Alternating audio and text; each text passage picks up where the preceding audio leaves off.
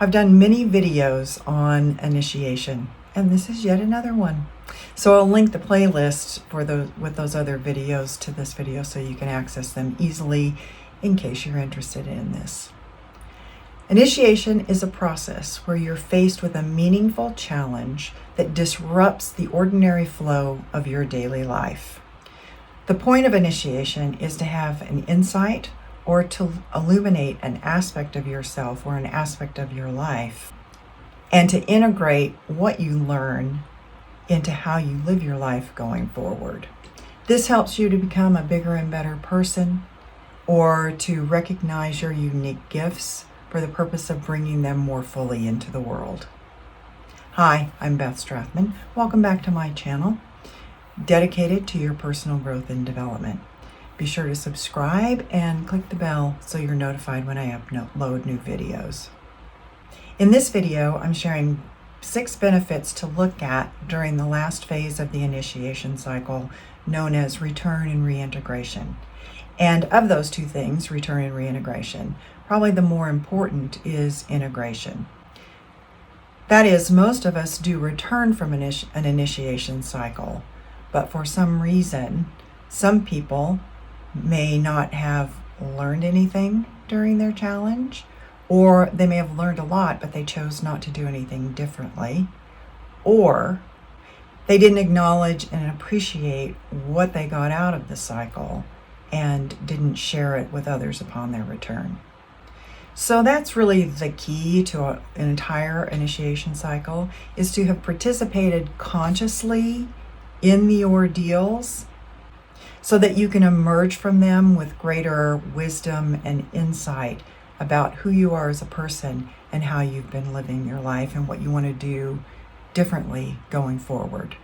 A critical aspect of return and reintegration is that you are welcomed back by those in your community, friends, family, co-workers, whoever would be around you and know you well enough to know what you've been through, and to recognize that your life has changed in a meaningful way. That is, they welcome you back, appreciating the ordeals that you've been through, and recognizing that you have newfound knowledge, wisdom, or gifts that they can learn from too. So here are 6 benefits to look for in this final phase of the initiation cycle called return and reintegration. First, obviously, the big part is the learning that you bring out of the cycle from all of the things that you went through. It also includes any newly found or discovered gifts that you have that you haven't really been using prior to going into the initiation cycle. During the initiation cycle, you acquired newfound ways of being or new ways of showing up in the world, special knowledge, new skills, wisdom, insight into any aspect of yourself or how you've been operating in the world. So now at the end of the initiation cycle, as you come out of the ordeals, it's really time to, as you are in that return and reintegration phase, to share this new knowledge, insight, and gifts with others around you. In a way, this is how you become the change you seek to create in the world. You learn from your challenging times, and you bring that learning back to others and share it. And it's also said that if you don't share your wisdom and gifts with the world, that no one else is going to be able to share the same type of gift in the same way that you do. And the world will be and the world won't be as well off as it would have been had you shared them. The second benefit is finding closure. So all of us have the experience of having past hurts, being hurt in the past, and carrying that with us, and really holding some resentment toward other people. The initiation cycle, and particularly in the return and reintegration phase, allows us to confront personal demons, acknowledge our past mistakes, and seek redemption for them. Thus, there's a healing process going on that allows us to make amends, ask for forgiveness, and get the closure we need on the particular issue. That is, to let go of things from the past so that we're actually letting go of the emotional reaction we have to them. We don't forget that they happened. We're not letting go of our memory of them necessarily, but we're letting go of the charge that they have for us. And looking at them, it allows us to look at them in a way where we can actually learn from what happened in the past and look at even our role in it as well.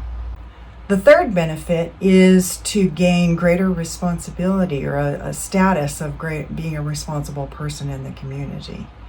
That is, after going through our ordeals and bringing back and sharing all this knowledge and wisdom and insight that we have gained through the process, now the community may look towards us as a person who's called upon to lead, protect, and guide others. The fourth benefit is you become a symbol of hope for others. When other people see you come through a horrible experience or a very serious illness that they might have, that they might share, they're in a similar boat to what you were in, then when they see you get through your challenges, it gives them hope that no matter what they're going through, they can do it too. That is, your courage and triumph over adversity gives them something to hang on to, the hope that they need to get through their own experience.